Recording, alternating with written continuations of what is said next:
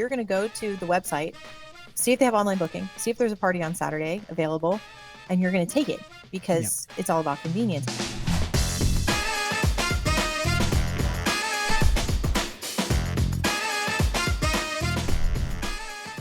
Hi, I'm Russ, and this is the Memory Makers Podcast, the show that helps you create amazing customer experiences and make more memories. Da-na-da-da-da-da, Memory Makers Podcast. Oh yeah, that's the jingle, and you see that I have a guest today, or you can hear that I have a guest today.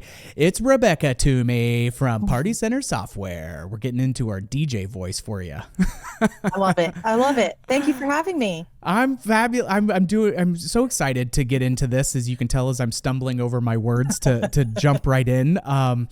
Rebecca and I don't get to see each other a ton, but our paths always cross at least a couple of times a year, and we love nerding out on a variety of things when it comes to the industry. And what we're going to talk about today is this importance of building a strong digital brand and looking at some real needle moving action that either needs to be a priority and a focus depending on where you're at in your process, or hey, how can we evaluate and come to things with fresh eyes and make sure that we haven't gone a little nose blind perhaps to certain things about our brand that we can improve, how we can remove customer friction, all of that. So before we get into the heavy lifting though, I'm going to ease you in, Rebecca, and ask if you don't mind giving us just a high level overview of what got you into the family entertainment industry as a whole, and what did that journey look like a little bit? Sure. So one day I got into a go-kart and then I was here. No. I love it. Done. Done. That's it. No, it was Scott Drummond, who many of you have probably heard of or know. He was in this industry for a million years, and I happened to meet him and talk about his company back then, and came on board. So it's about 6 years ago now. Yeah. And have just fallen in love with the industry since then. Soon after joining Party Center, I got pregnant with my first child, and my whole perspective changed, right? Because I went from being the silly adult going to go-kart places, racing with my husband and friends, to now a parent being in the perspective of a mom who now has little kids, that I'm bringing my kids to family entertainment centers and play cafes and bowling alleys and trampoline parks. And I can't even tell you how many different memberships I have to all of these types of places, that it's a couple nights a week. Which one are we going to? There it is. So I now have 3 children under the age of 5, soon to be 4 children. I don't know if you knew that. Bless you. No, congratulations. Breaking news. Holy cow. You heard it here first, gang. That's awesome. When's the happy day due date? About mid-March. Okay. So yeah, very exciting. We'll have another little baby bouncing around here. Oh. But that has gotten me really even more passionate about the industry and really wanting these owners to succeed. Yeah. Right? Because I'm going there from the perspective of a mom booking my own kids' birthday parties or just going for fun. And I see amazing things that these owners are doing. And then I see things from my own marketing lens that I'm able to say, hey, try this, or hey, what about this? And so it's helped all of us, I would say, cumulatively together, myself and the businesses that I get the pleasure of working with. I love it. Well, while we're on parenting topics, real quick rabbit hole is, back when my son Rinker was born, you had, said, oh, you got to get this thing. It's called a pickler. And I will tell you, it was the best money that I ever spent. Tiff found one online used on Facebook Marketplace or something like that. And that thing is still heavy in the rotation. So I owe you a bottle of wine that you can't drink for another few months. But thank you. Yeah, no. It was wonderful. So we love our pickler triangle. And the ball pit. We actually have a ball pit at home. The ball pit was as well. Like now those things are everywhere. But again, it's, the cat has fun with them just as much as Rinker does. So it's a good time. Everywhere. But I definitely empathize with and with where you were rediscovering the industry through the lens of a parent, and just how you understanding hey, this is something that people struggle with, to being able, like, sympathizing versus empathizing with those things, because again, it just puts it in a different perspective, and you're interacting with the facilities and the staff in a different way because of how they're interacting with your kiddos and everything like that. So it's fun. We're adulting, we're growing, we're evolving. It's a beautiful thing. Yeah. We are. Okay. Back on track and down to brass tacks. Let's get into building a strong digital brand. And one of the first things that you and I had kind of gone over of what would make, some really impactful things to talk about is a strong, recognizable brand. We all understand is a really critical part of being able to just stand out in the marketplace and keep the attention and stay on the radar of our guests, because there are so many options for them to choose from. But you do such a great job of even discussing how a business brand is more than the logo, and what it's that feeling, it's that emotion, it's the experiences that people are associating with you. And as Jeff Bezos, will say, your brand is what people say about you when you're not in the room. And so, would love for you to kind of get into some of the experiences you've seen as people have had to evolve their thinking about what that digital brand was versus what it should be based on what the guest expectations in the market today. Absolutely. Yes. Branding really is the personality of your business. Great FEC brands, they are clear and consistent, they're recognizable, and that's what helps them to really stand out. So if you think of a brand like Disney, for example, parents and kids, they know what to expect. It's about fun and magic and family friendly. And what I always try to encourage is to other FECs is that your brand should similarly have that distinct personality. That could mean creating a vibrant or playful brand for younger kids, or maybe it's competitive or adventure driven. If you have older children in your facility, it's going to depend on your specific brand, right? But every single touch point, from the logo to the website colors to the in-center decor and what you have inside your facility, even the music that's being played, it really should echo that brand identity. I actually want to give a quick example of the music.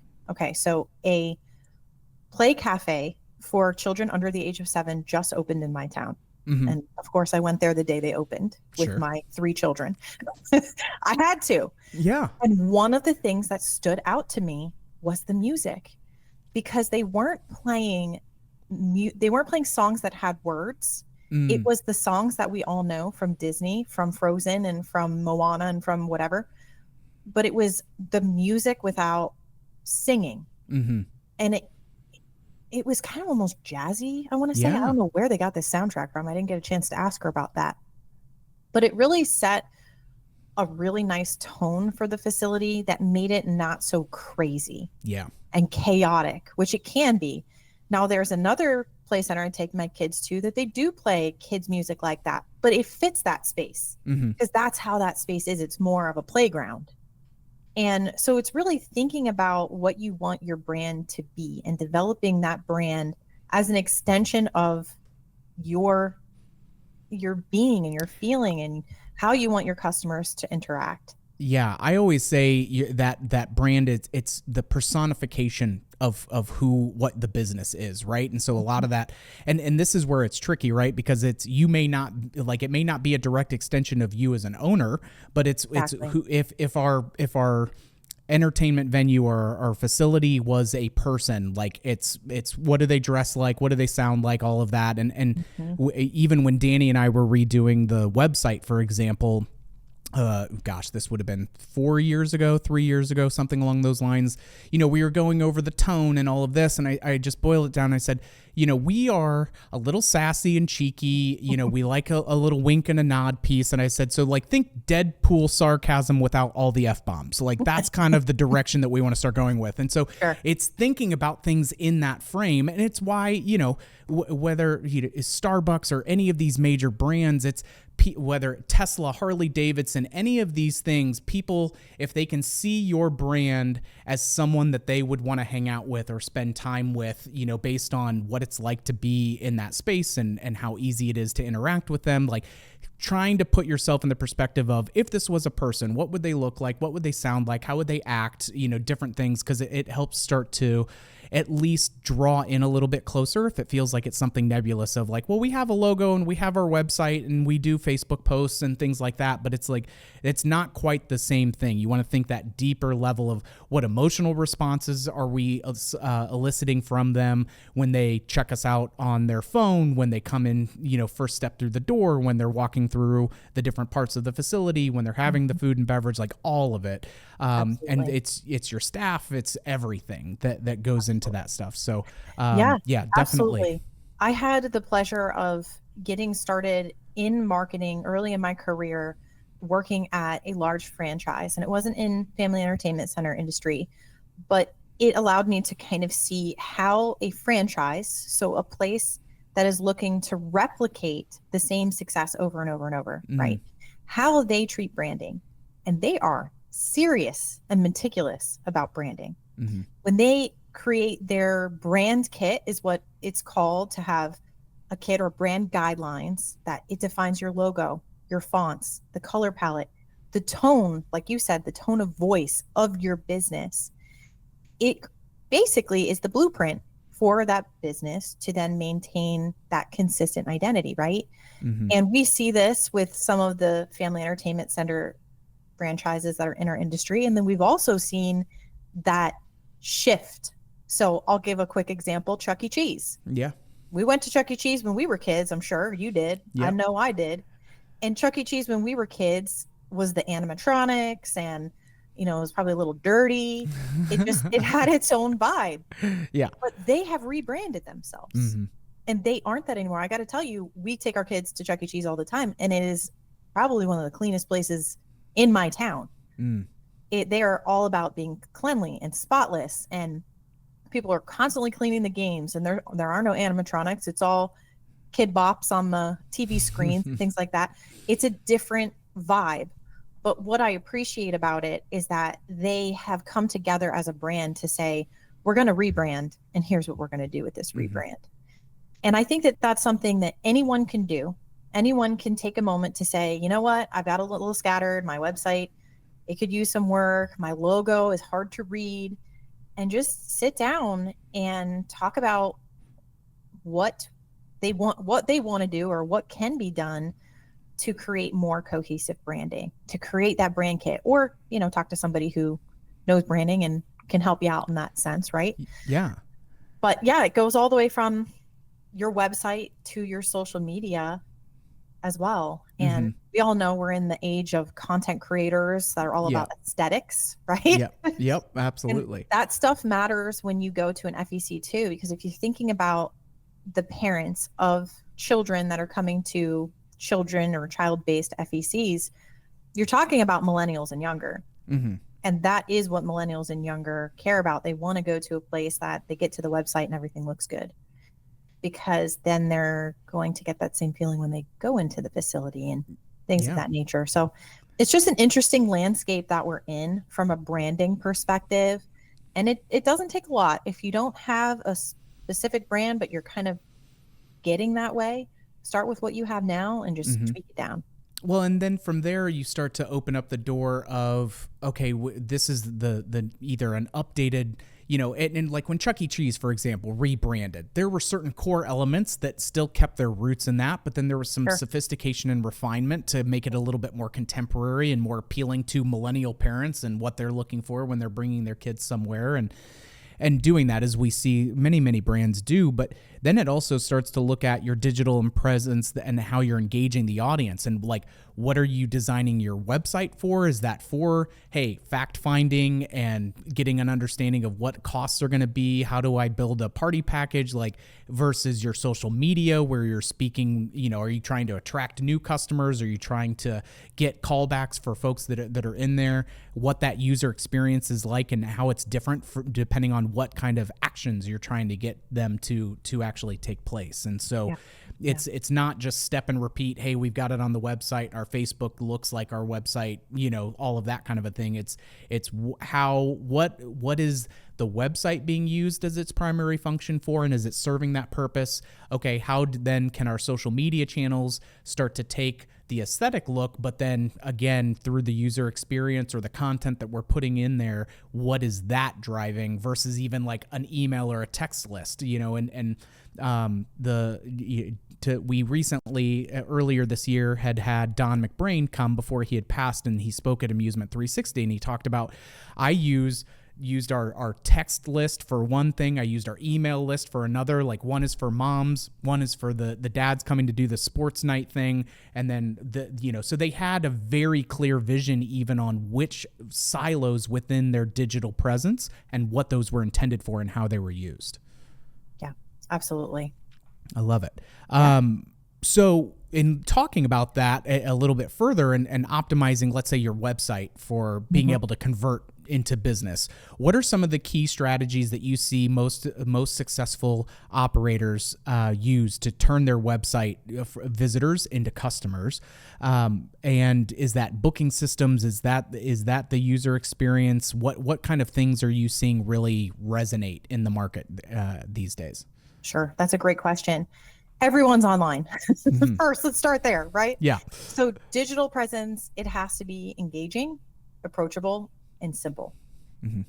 I like to say that a well-designed website is like your virtual FEC lobby. It should make people feel welcomed and not confused on where to go next. You want your navigation to be clear. And of course, I'm always going to say you have to optimize your website for mobile first. Yes. I mean, obviously you want it to be optimized for those that get on the computer, but everybody's looking on their phone. And when they're looking up your facility, it's likely that they have Googled family entertainment center near me or bowling alley, trampoline park, whatever it is near me, kids play center, birthday parties near me. And they're getting to you from those search results. And so when they get to your website, what do they see? They go from something that is easy to view to now they're on your website. What does that look and feel like? So having clear navigation, making sure that access to information like your hours, pricing, and booking is easy and right there. And I can tell you this as a mom now, myself, booking parties for kids. I want to book that party online because I don't have time. No, I was going to say that's like an 11 p.m. with the glass of wine in hand on your cell phone when you finally have a moment of peace. Totally. Well, we do those booking studies every single year. We do an online booking study. It comes out end of January, February every year. And it's based on data from our online booking system to tell operators, hey, here's when people are booking. And you are absolutely right. Late nights is one of the top times that people are booking parties. We also see a big uptick on Mondays at lunchtime for parties that Saturday. No kidding. Yeah. That's a me move. I shouldn't be surprised by that because that's oh crap, I told Tiff I was going to take care of that. And then. Yep. So imagine you're a parent and you need to find somewhere to book your kid's party. You don't have time to call 5 places. You're going to go to the website, see if they have online booking, see if there's a party on Saturday available, and you're going to take it because it's all about convenience at that point, right? Now, definitely I encourage anybody to check out those studies. They're completely free, but they will also show you that most parents are planning 3 weeks in advance, 3 to 4 weeks. But the second biggest number is 1 week before. So it's like you're either planning in advance or you're not. Yeah. I tend to be on the long side of things, but that's because I just have to, right? Yeah, no, I get it. Yeah, Tiff, I always joke that Tiff was type A enough to make me type A minus. Previously I was type B before I met Tiff.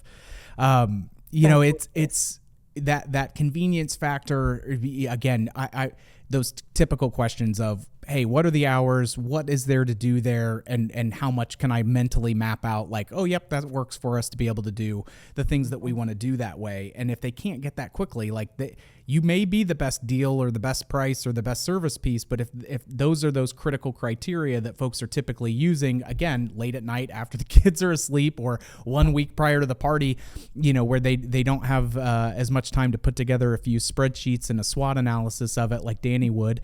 It's that one. I love you, Danny. Don't take, he doesn't listen when he's not on the episodes. It's fine. But it's such yeah. He'll come then after this comes out. Really, I don't listen to the episodes, Russ. Huh? Okay. You're absolutely right, though, that it's about it. You could have the best FEC in the world, and you could have the best pricing and the best packages and the best of everything. But if someone is shopping out of convenience, if someone is booking a party out of convenience, and for a specific time, then all that stuff is going to go out the window. Yeah. And it's not to say that other stuff doesn't matter and that you shouldn't prioritize those things. It's just to say, don't short yourself an opportunity by not having something as easy as booking, because it's not a complicated thing these days, right? Mm-hmm. For sure. Well, let's shift gears a little bit and talk about the ever popular, looking at how do we respond to things like online reviews. And because again, like how we respond to that, if you get a Yelp review or something on your Facebook page, or you're needing to do some service recovery because, somebody had a misfire on something happened with their experience, right? Yeah. Obviously, how we respond to those, how we divert that away from the public forum and engage with them and help them feel seen and heard, because we care about making sure that they do have an experience. We know that we're not going to get it right 100% of the time. And when that happens, we take massive action or solid steps to make sure that that's made up for and then some, unless you've got your wackadoodles out there who are, faking their trip and falls and that kind of nonsense, obviously. Sure, the fun outliers notwithstanding. But how are you seeing the more successful folks that really tackle that on? Like, what are some of the strategies that they use? How are they engaging with the customers to acknowledge publicly to other people who see that comment and say, okay, nobody really responded to it. They must not care.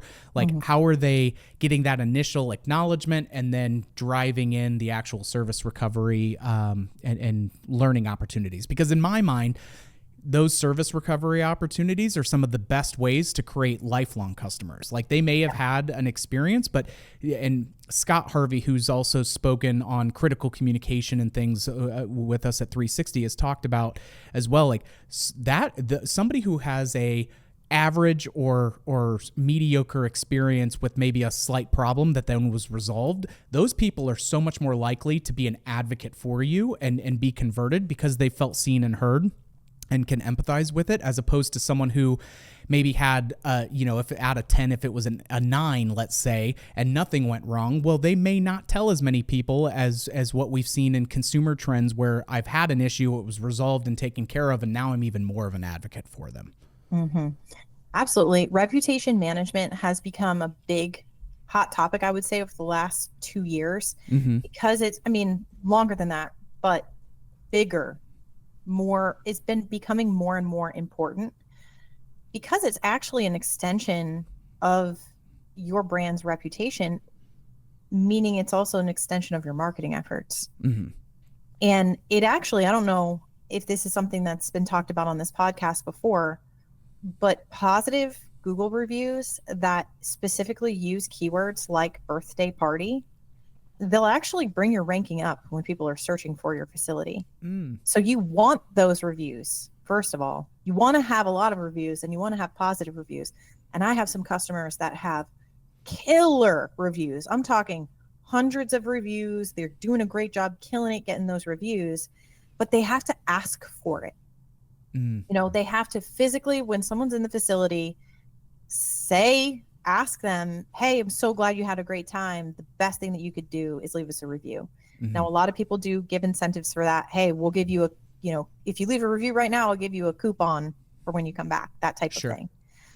But having positive reviews is super important. But like you said, responding to the negative reviews is equally important because it's an opportunity to show that you care no matter what. And the thing is, is that a lot of times it's easy to do these days, right? Because your brand, your business is your business and you care about it. And so it can be very easy to be a little bit mad about something someone said, especially if they come across angry or they say something that's not true, or maybe they expressed something that they were upset about at your facility. You did something to make it right and they still wrote you a bad review. It can be very tempting to like clap back, as they would say. But I would recommend not doing that. Mm-hmm. So we actually brought on this reputation management tool that's pretty cool. It has an AI that reads the review, and you can basically just click a button and have it suggest a reply. And that is what I would recommend in a situation like that where you're mad. Because the worst thing that you could do is try to come up with some snarky response to get back at this person, right? The best thing that you could do is show that you are going to be the bigger person no matter what. And so I recommend using something like that to help the situation. Now, I know it can be frustrating. It's not always an easy thing to do, but that's going to, at the end of the day, responding positively no matter what is always going to make you look good. Mm-hmm. You're always going to look like the bigger person. So the big thing that I would encourage people to do is to solicit for reviews, especially positive reviews. We have an automation suite that's tied to our software that actually sends an email out one day after someone has a birthday party and asks them to fill out a survey. You're gathering feedback right then and there. And that's a great way to do a couple of things. You can actually set up some different workflows. If they rated you high, you can send one type of email. Mm-hmm. And if they rated you, let's say a 1 to a 3 out of 5, you could actually trigger for it to automatically reach out to one of your staff members and say, hey, you need to pick up the phone. Yeah. Because this is a problem. Yeah. Take care of this right away. So I would say get a little bit of automation in the process that can help you out too. But the biggest thing before all of this is make sure that you own all of your business profiles. Make sure you own your Google, your Google My Business profile, that you can edit it and you can get in there. Same thing with Yelp. Mm-hmm. And I don't know, I'll mention it right here. Yelp and Apple Maps are tied together. Mm-hmm.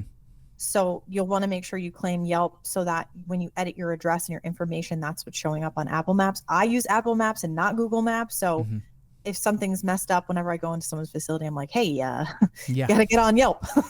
you got the Google, but the Yelp and the Apple are not so much. Yeah, for sure. Exactly. And then of course, Facebook. And Facebook is a great place to get reviews too. They're all working independently, but all of them have important places. But I would say Google is most important for SEO. Yelp is then going to be important for making sure that us weird Apple users are getting to your business. And then Facebook is Facebook. Yeah. Most everybody's on there to some capacity. So it's important to be in all of those places. It's interesting. And we talk about different verticals or different channels or, on social media platforms, even depending on what your message is and who you're trying to speak to. So, millennials still on Facebook, but they're, believe it or not.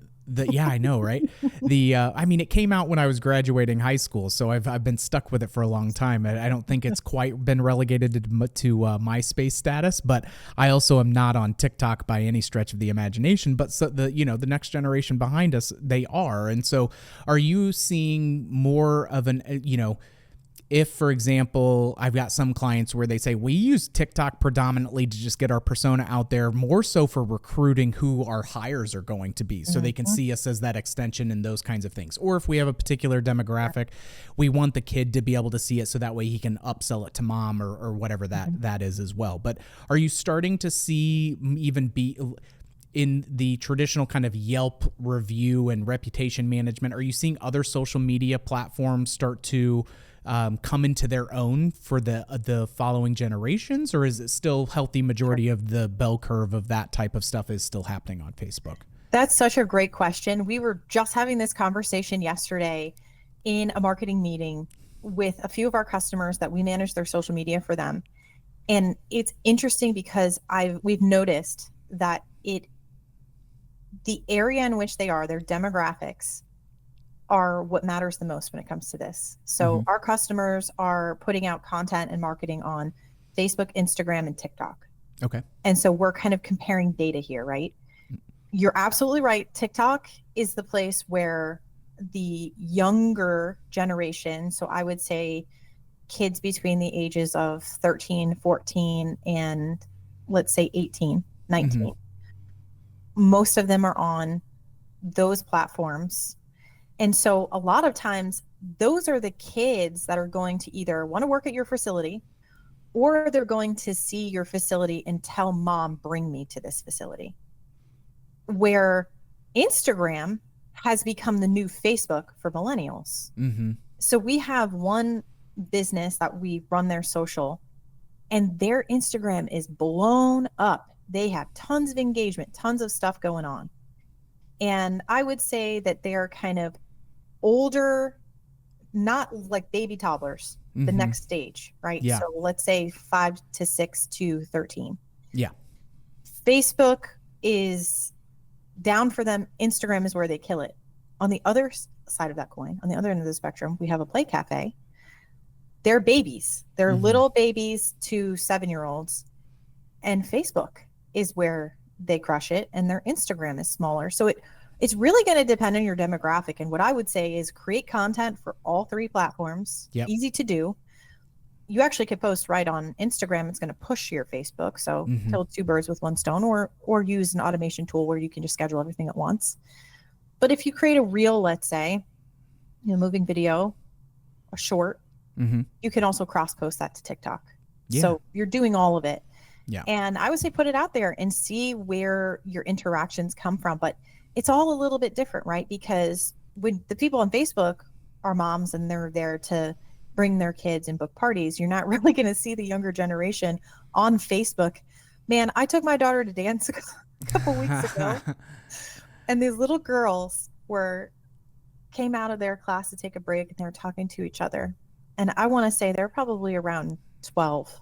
And this little girl goes to this other girl, "Oh my gosh, did you see that Lindsay's grandma wished her a happy birthday on Facebook? How embarrassing." And they all started hysterically laughing. Oh, and then no. I'm sitting over there like, wait, we're not supposed to wish each other a happy birthday on Facebook? Yeah, great. I'm ruining my loved one's street cred because I'm using my old man channel. Yeah, we're using this tool for what it's meant to be used for, but that's the difference in generations, right? So my parents are on Facebook. I'm on Facebook. We're using it like old school people, but the next generation isn't using it the same way. Yeah. So definitely be where all of your audiences are. Yeah. Tinker and experiment. See, because you may be in a spot where, hey, Instagram's really going to be where, for whatever reason, our demographic, our market is just more drawn to it. And so you do have to experiment and see, okay, let's try it across multiple channels. Let's see where and how we get it, because then you'll be able to tailor it a little bit more as far as how that goes. And that's a great piece that kind of feeds into our last point, which was, how are we using that digital marketing to actually drive traffic and increasing the revenue and targeting the right audience on the right piece? How do we drive foot traffic through some of those? How are we doing birthday party, and event bookings as well? And which of those different channels are really resonating depending on what intended use you're trying to prescribe to it? Absolutely. And you have 2 sides to this coin, right? You have the organic stuff, organic posts, meaning you are creating content and you're pushing it out. And then you have paid, which would be targeted ads, PPC, social media ads, Facebook, Instagram, that type of thing. And when it comes to digital marketing, you're going to want to spread out your budget a bit and do a little bit of everything, because things are so spread right now. And if you really want to target a specific audience, like local parents with kids age between 5 and 10, for example, or let's say families that are interested in weekend activities, you can use specific keywords and target those specific demographics through paid ads. Well, and you can do geofencing and certain pieces like that. So it's like, I want everybody who's going to the grocery store, 3 blocks away, when they go through there, like, I want to target that group. Like, it doesn't, there are tools and mechanisms within those paid platforms as well, where you can get really specific of, hey, if I know all of the the bougie moms with the disposable income are going to hot yoga on Tuesdays because Sven teaches. Like, I want to then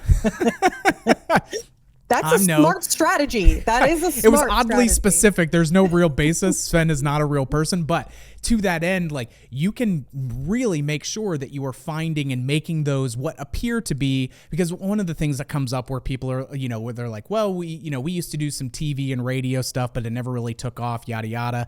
And sometimes it's easy to just kind of drop some of those paid advertisements on those platforms into a similar bucket where you just feel like you're sending it off to the ether. It's hard to know what the real return is.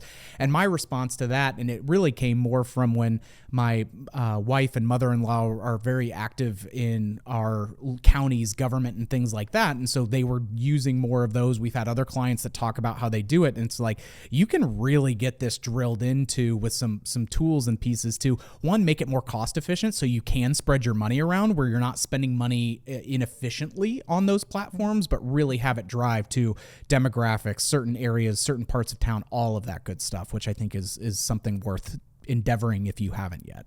Absolutely. Absolutely. You and I both know all about IAPA, and that's a great example. When you go to IAPA, get on your phone and see whose ads you get, because there are people geofencing. We've done it.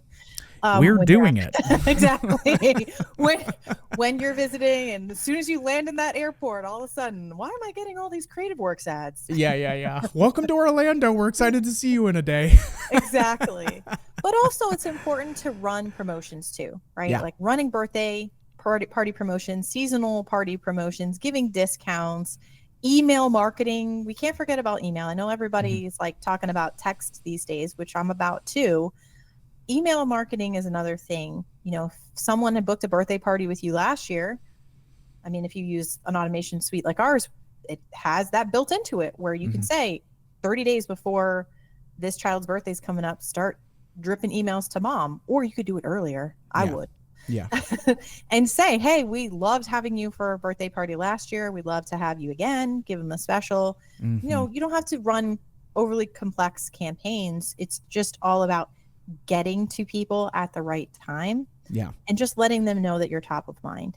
Well, and that's where when Don was talking to us about, you know, I use our text list. That's for our guys that are coming and they want like the sport. They want to go watch the game. They want to have, you know, their more impromptu decision to go out, have a beer and just kind of kick loose for a little bit versus email, which to your point was, hey, this is more for driving recurring customers who have been there before, had events or certain pieces. So they're really trying to be specific about what vehicle you're using and who is that, you know, intended recipient supposed to be. And yes, it's easy to paint with a broad brush and kind of drop people into oversized buckets, but it does help you start to have the other advantage of that, where I look at it as a nice diverse portfolio of engagement, is now if I'm checking a couple of boxes where I've had an event, you know, and so I'm getting something through the email front to take a look at doing that again.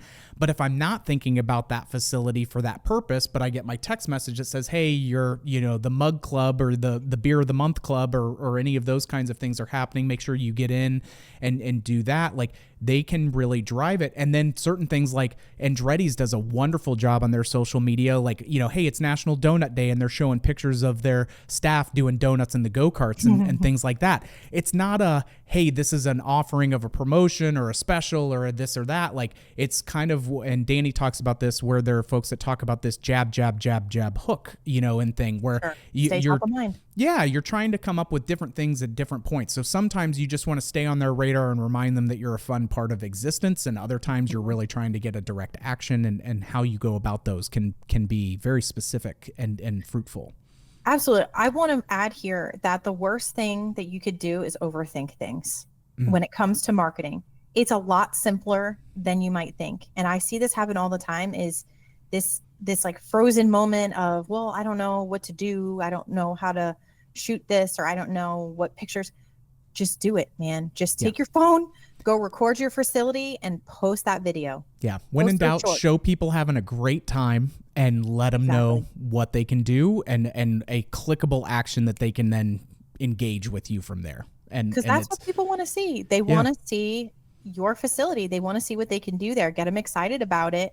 And again, it doesn't have to be complicated. It's just, hey, if Yeah. I see a video pop up of these little play cafes I take my kids to, well, let's Yeah. go. All right. Yeah. This was the reminder I needed today.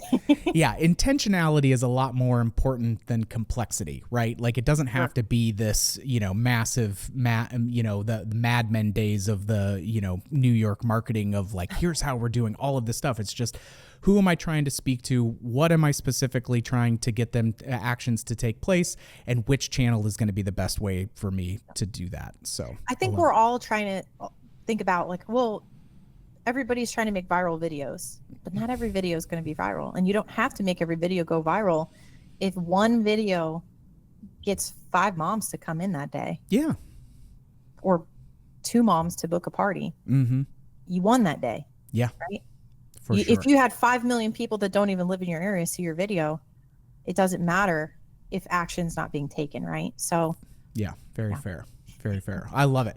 Well, hey, before I let you go, and thank you so much for all of your insights on this. As I mentioned, we typically like to end on hey, what's a favorite book or a podcast or a quote or a life lesson that you've come across that you'd love to share with the listeners? Sure. So this is an old book. I'm thinking 1986. Okay. It is called The E-Myth Revisited, and it is by Michael Gerber. And it is one of my favorite books I've ever read. It actually changed the course of my career in many, many ways. And the whole entire point of the book, it's about process and how to create repeatable processes and how that's going to help you to succeed. And I have seen that work in business after business after business when they get things in line and they follow that process and training to everything down the line. It not only simplifies things, but it just allows you to have repeatable success over and over and over. So that's why I love that book. It's an oldie but goodie. I love it. Yeah. E-Myth Revisited, and it was Michael Gerber, you said? Yep. The E-Myth Revisited. Okay. I might be one of the only people that ever recommends this book. No, I'm going to add it to my list. So thank you very one. much for sharing on that. So, a wonderful place for us to wrap up. Rebecca, again, thank you so much. I've always loved getting to connect. And while as we're recording this, we're coming up on IAPA. If you're listening to this after IAPA, no worries. But I'm excited to see you in a couple of weeks down there. And if there is any other content that you, the listeners, are wanting to hear, make sure to let us know. Hit us up on our social media channels, slide into our DMs to use what the kids say these days.